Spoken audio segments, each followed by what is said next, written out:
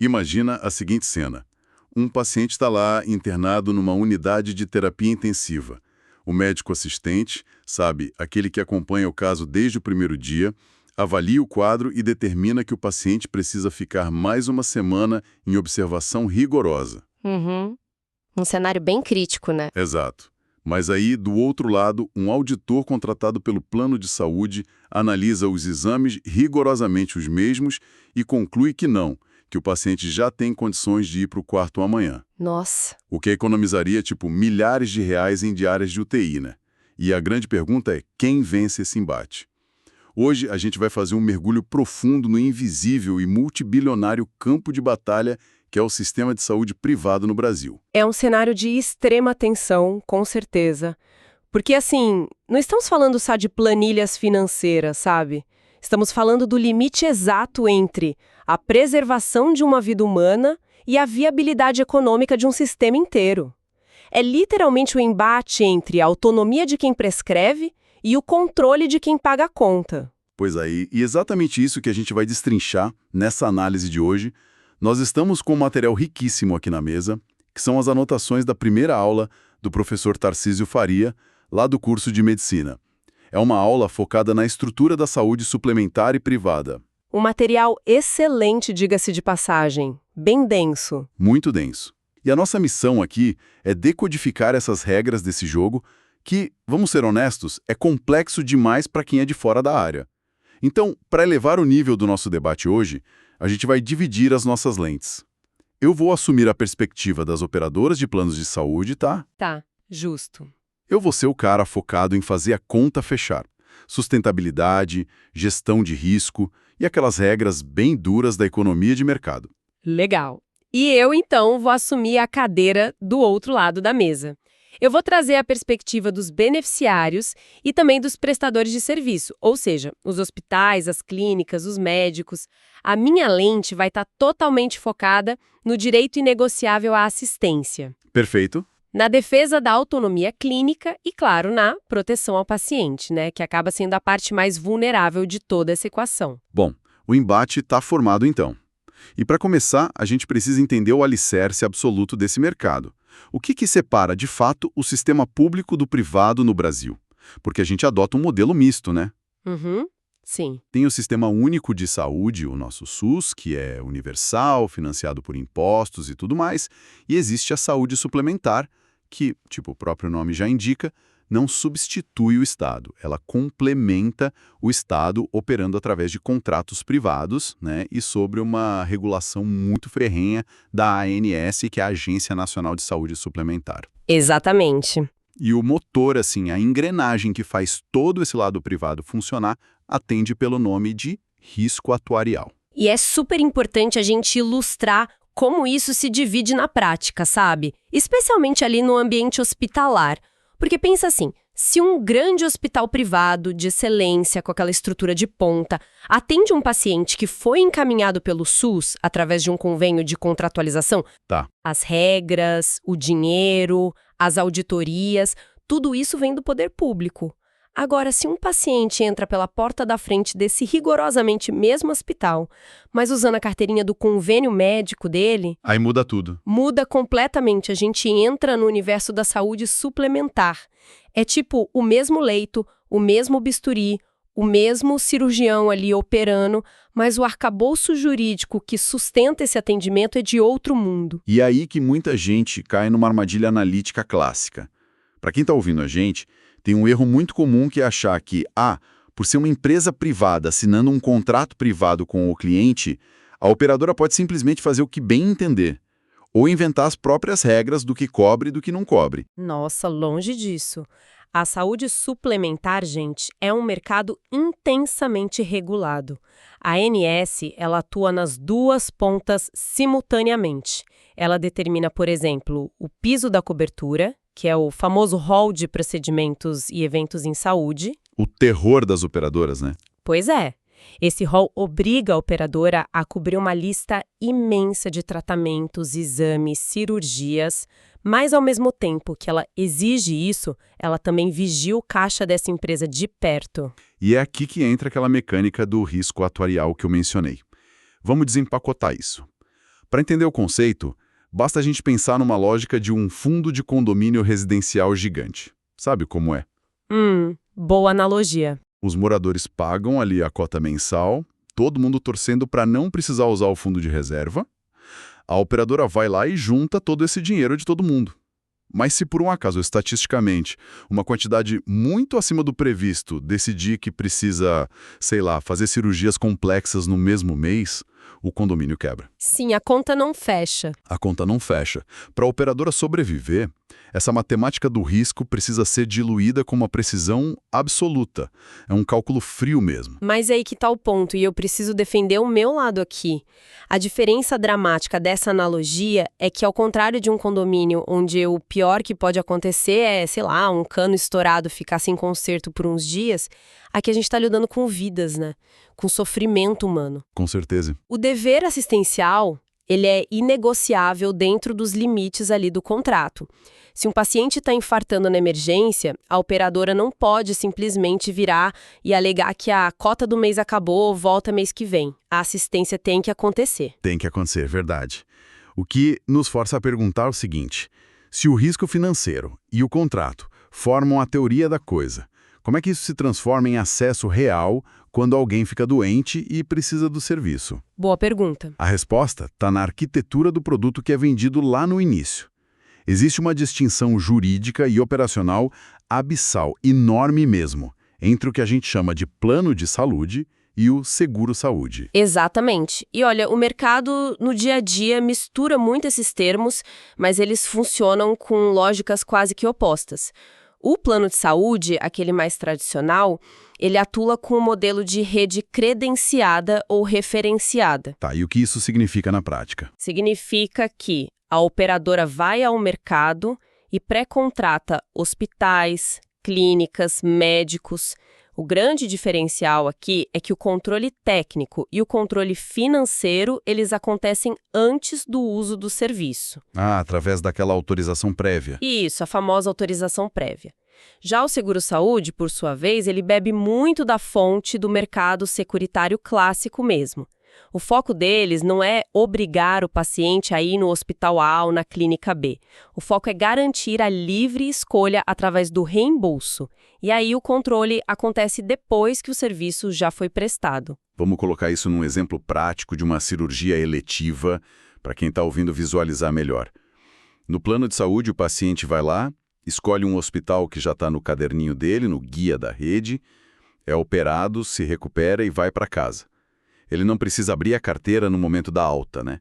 A conta flui de uma forma totalmente invisível, direto do hospital para a operadora. Isso mesmo. Agora, no seguro-saúde, o paciente tem a liberdade de escolher operar com um médico super famoso num hospital de altíssimo luxo que não aceita convênio nenhum. Ele vai lá, passa o cartão dele, paga a conta do próprio bolso, junta um monte de nota fiscal e depois aciona a seguradora para receber o reembolso. Respeitando, claro, o teto financeiro que está previsto lá na apólice dele, né? Não é festa também. Não, tem um limite.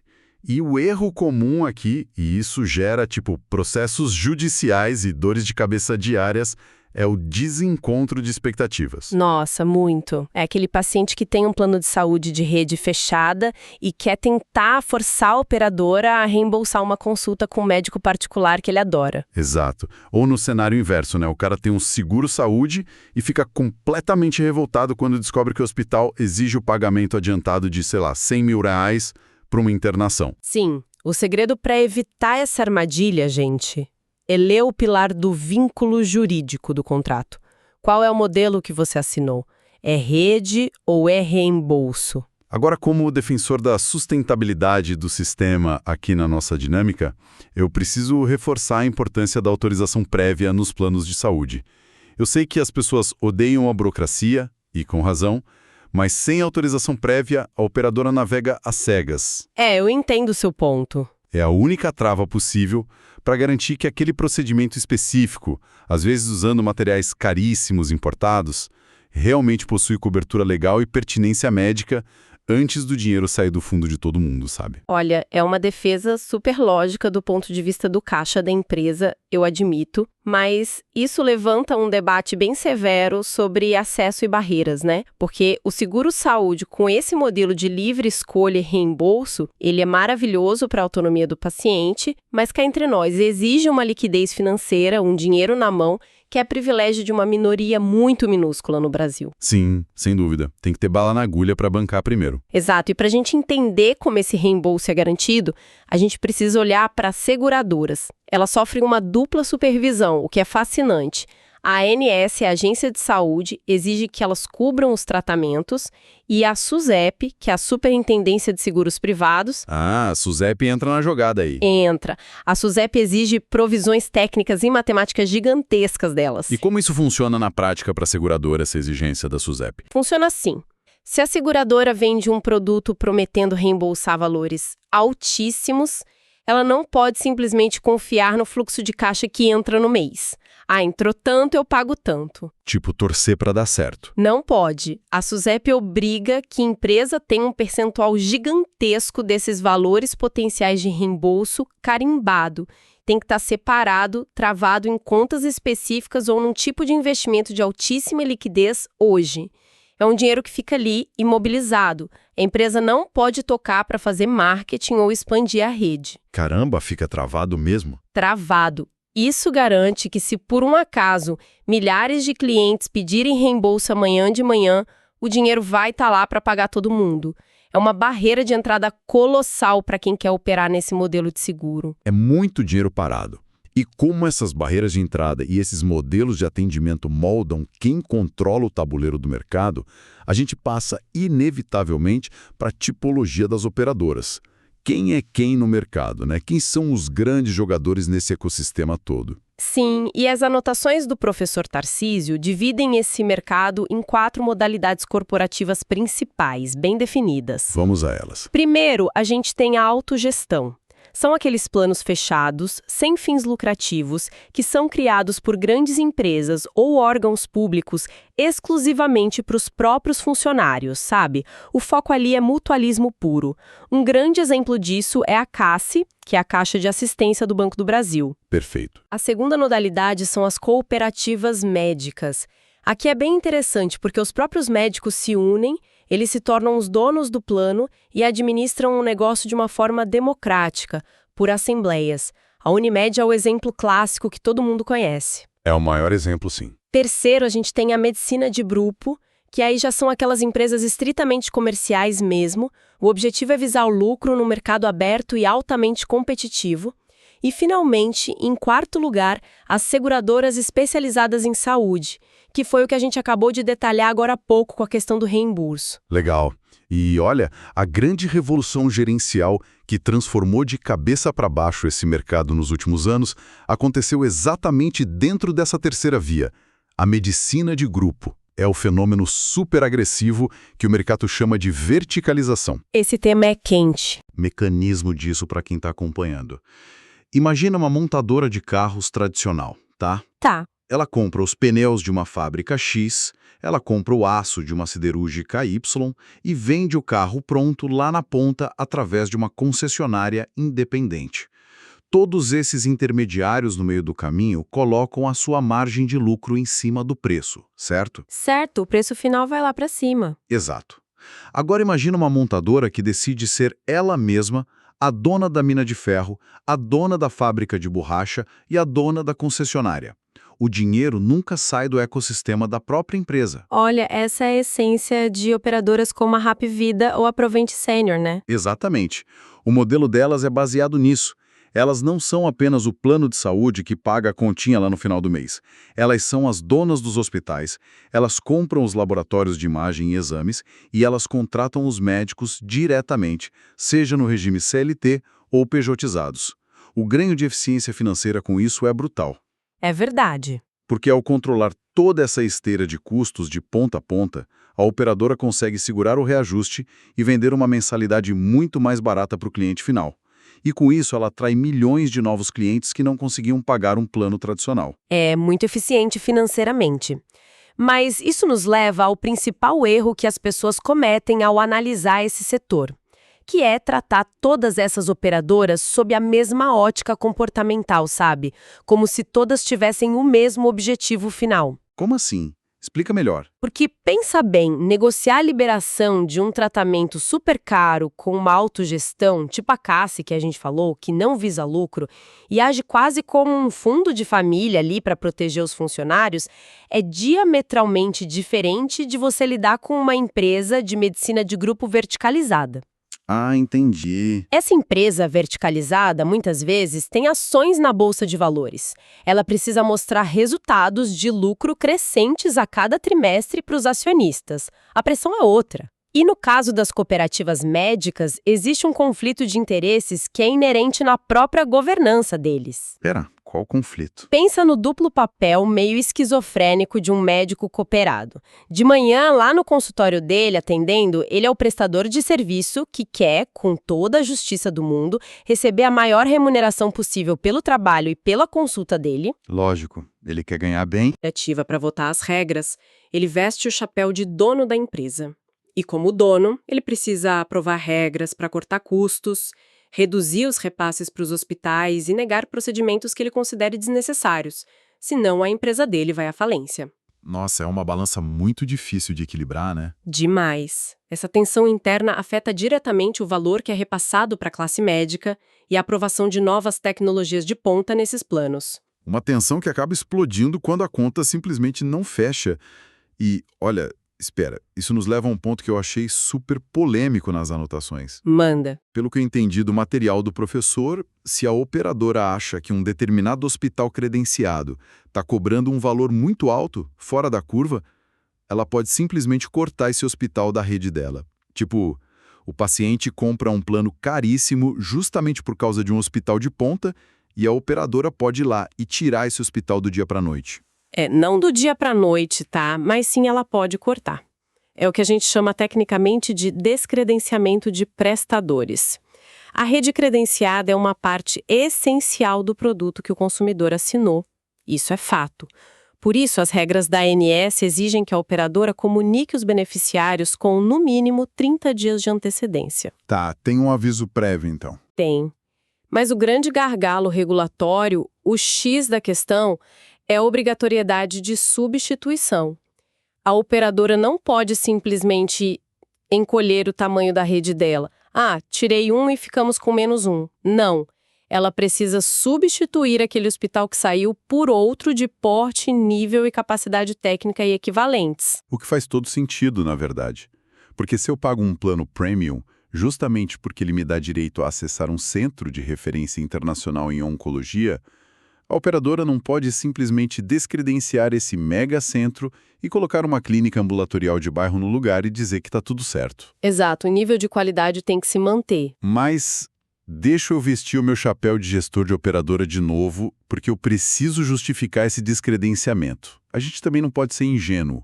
Muitas vezes, um hospital credenciado ganha um poder de mercado tão absurdo que ele começa a ditar preços totalmente abusivos. Isso acontece. Eles começam a cobrar fortunas inexplicáveis por diárias de UTI, por gases medicinais, até por luvas descartáveis. E a operadora, ela tem o dever fiduciário de agir. O dever de proteger o caixa. Exato. Ela tem a obrigação legal de proteger o dinheiro daquele grupo todo de pessoas, mesmo que para isso ela precise cortar um hospital renomado. Se ela não fizer isso e continuar pagando essas contas infladas, ela vai ser obrigada a repassar essa inflação insana no reajuste anual das mensalidades de todo mundo no ano seguinte. E aí o plano fica impagável para todo mundo. Olha, do ponto de vista econômico e de planilhas, a sua lógica se sustenta perfeitamente.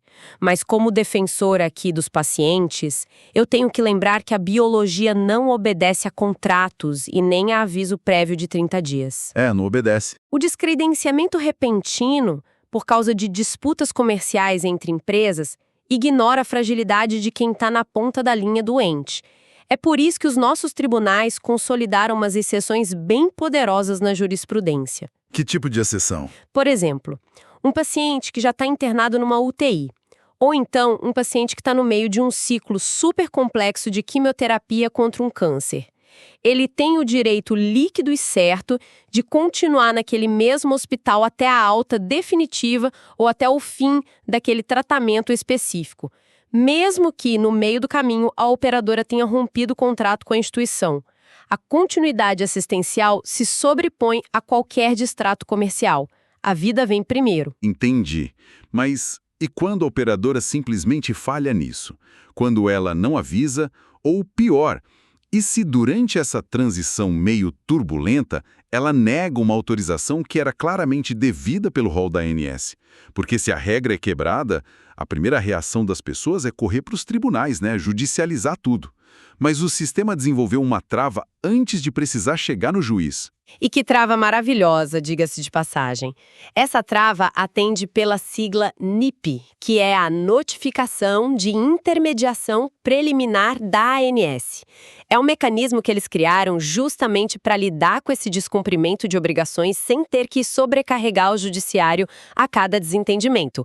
É uma fase pré-sancionatória. A gente pode pensar na NIP, então, como se fosse o botão vermelho de emergência do consumidor. A operadora negou indevidamente o exame importante.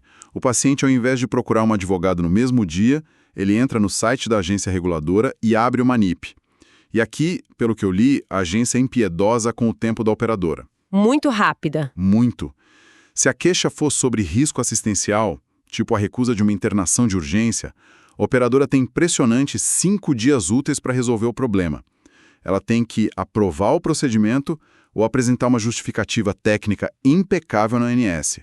Se ela falhar nesse prazo, a NIP evolui para um processo sancionador que distribui multas pesadíssimas. E aqui mora uma armadilha dupla bem perigosa que a gente tem que destacar. Para o consumidor, o grande erro é ignorar a eficiência dessa NIP. Às vezes a pessoa vai direto entrar com uma liminar na justiça, por problemas simples, tipo a liberação de um exame de sangue, o que é super demorado, é custoso e muitas vezes desnecessário. E para o lado da operadora? Para a operadora, o erro fatal é ter uma desorganização interna, porque não responder àquela NIP dentro dos 5 dias úteis gera uma multa automática da ANS. Mesmo que a operadora estivesse coberta de razão em negar o exame, se perder o prazo de resposta, toma a multa. Nossa, mas olha, a quebra de regras não acontece só do lado da operadora quanto o paciente, né?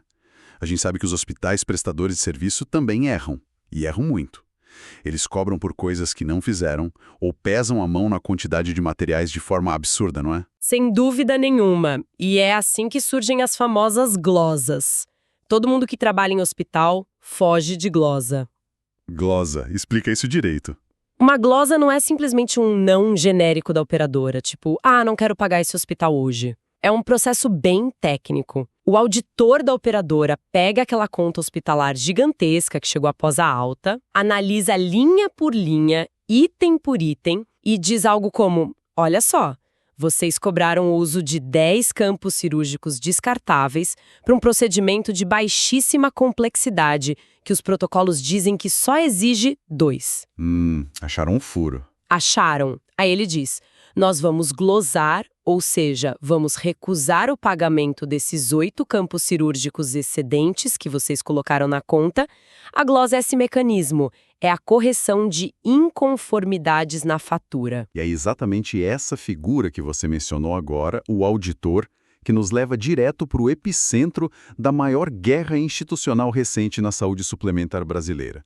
Porque para aplicar uma glosa ou para responder aquela NIP dizendo com embasamento que um exame não é necessário, a operadora não pode basear isso em achismos. Ela não pode simplesmente chutar. Ela precisa colocar um inspetor profissional em campo, a tal da auditoria em saúde. Exato. A auditoria é a grande ferramenta de governança, verificação e controle de tudo. E ela ocorre basicamente de 3 maneiras distintas. Quais são? Tem a auditoria de bancada, que é exatamente essa de analisar os papéis, as contas e as notas fiscais no escritório, após a alta do paciente. Tem a auditoria in loco, que é a visita física do auditor lá na clínica para checar se ela realmente tem a estrutura de UTI que ela diz que tem no papel. E tem a terceira, que é a mais polêmica de todas, a auditoria concorrente. Essa dá briga. Dá muita briga. Essa acontece em tempo real. O médico auditor vai até o leito do hospital enquanto o paciente ainda está internado e ele avalia dia após dia se a permanência daquele paciente ali e os tratamentos ainda são pertinentes. Olha, e isso nos joga diretamente naquele cenário que a gente usou para abrir essa nossa conversa lá no início. O embate clínico do médico assistente contra o embate econômico do auditor. E o grande exemplo prático dessa guerra, que está nas anotações, é a famosa Resolução 2448 de 2025, editada pelo Conselho Federal de Medicina, o CFM. Uma resolução super debatida. Muito. O Conselho basicamente tentou criar uma barreira intransponível. Eles tentaram proibir que os médicos auditores das operadoras tivessem qualquer tipo de interferência que eles chamaram de invasiva na prescrição do médico que está de plantão atendendo o paciente.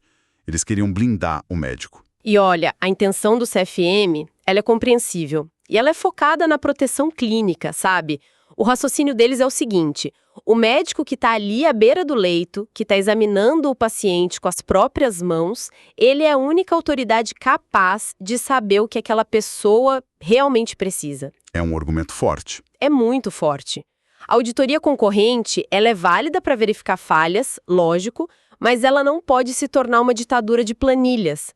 Um auditor focado puramente em economizar dinheiro da operadora não pode pressionar um colega por uma alta precoce, colocando o paciente em risco de reinternação ou até de morte, só para cortar os gastos com a diária da UTI.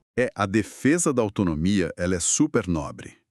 Mas a resposta da Justiça Federal a essa tentativa do Conselho expôs de vez aquele mecanismo oculto que mantém o sistema vivo e que a gente vem falando. O juiz concedeu uma liminar derrubando os efeitos dessa resolução do CFM. Sim, e o motivo dessa liminar é o que mais chama atenção. O motivo foi choque de jurisdições institucionais.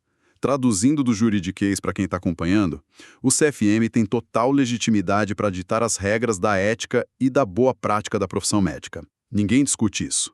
Porém, a sobrevivência econômica do dinheiro que financia o sistema como um todo é competência de quem? Da ANS. Ou seja, na visão do juiz, o Conselho de Medicina estava ultrapassando a jurisdição dele e alterando na prática as regras da economia de mercado. Exatamente isso. O juiz entendeu que limitar o poder de intervenção e questionamento do auditor destrói o controle sobre os custos. A gente volta para a lógica do condomínio aqui. Sim. Se o médico lá na ponta prescreve rotineiramente materiais importados que custam R$100 mil a cirurgia, quando existem materiais nacionais com rigorosamente a mesma eficácia científica comprovada por R$10 mil, quem é que freia isso? Se não tiver o auditor, ninguém freia. Ninguém freia. Se o auditor for amordaçado por uma resolução, a governança econômica quebra. Sem auditoria para dizer não, a conta dos hospitais não tem teto. O pulo atuarial entra em colapso completo. E aí o reajuste do plano de saúde, que já é doloroso pra caramba todo ano, triplicaria no ano seguinte. E em muito pouco tempo, a saúde privada estaria praticamente extinta no Brasil, sobrecarregando o SUS de uma forma terminal. É um efeito cascata. É um desfecho judicial que cristaliza de forma muito perfeita a imensa e delicada teia de interesses que a gente tentou desembaraçar aqui hoje. Matei e tanto, hein? Nossa, sim. E olha, olhando para todo esse cenário, eu acho que a gente pode fazer um checklist mental rápido do que a gente discutiu. Primeiro, ficar claro que a separação jurídica entre você assinar um plano de rede engessada ou um seguro de livre escolha muda completamente a sua trajetória e seus direitos como paciente. Com certeza, não são a mesma coisa. Segundo, a gente entendeu que a ANS precisa ser bifocal, ela tem que equilibrar o direito inalienável ao acesso do paciente com a solvência fria do caixa das empresas. Terceiro, vimos que a NAIP funciona como um amortecedor vital. Ela é o atalho para evitar o colapso do judiciário em disputas contratuais do dia a dia. O botão de emergência. Isso. E quarto, e talvez o mais tenso de todos, a gente viu que a auditoria, apesar de todo aquele atrito gigantesco que gera à beira do leito entre os médicos, ela é a única gravidade que impede os cursos hospitalares de flutuarem rumo ao infinito. Bom resumo. E essa tensão contínua que você mencionou nos deixa com um pensamento final meio perturbador, para quem está acompanhando a gente refletir. porque a sustentabilidade de todo esse vasto sistema privado depende a cada segundo desse equilíbrio muito precário entre assistência e custo. Só que as placas tectônicas estão se movendo rápido. Estão mesmo. O cenário está mudando. Muito. Nós temos uma população envelhecendo rapidamente e vivendo mais, o que é ótimo, mas custa caro. E a tecnologia médica está desenvolvendo terapias genéticas e tratamentos individualizados, super inovadores, mas que custam milhões de reais por cada paciente. Milhões? A provocação que fica é: será que esse nosso modelo atorial atual, todo focado em redes verticais, NIP, embates de auditores e reajustes anuais constantes nas alturas, ele consegue sobreviver por mais uma década? Ou será que a gente está caminhando para um ponto de ruptura tão grande onde todo o sistema de saúde suplementar vai precisar ser reinventado do zero? É uma provocação que a gente definitivamente precisa levar adiante e pensar a respeito. Fica a reflexão, com certeza. Pessoal, a gente fica por aqui. Muito obrigado por acompanharem. Até a próxima análise.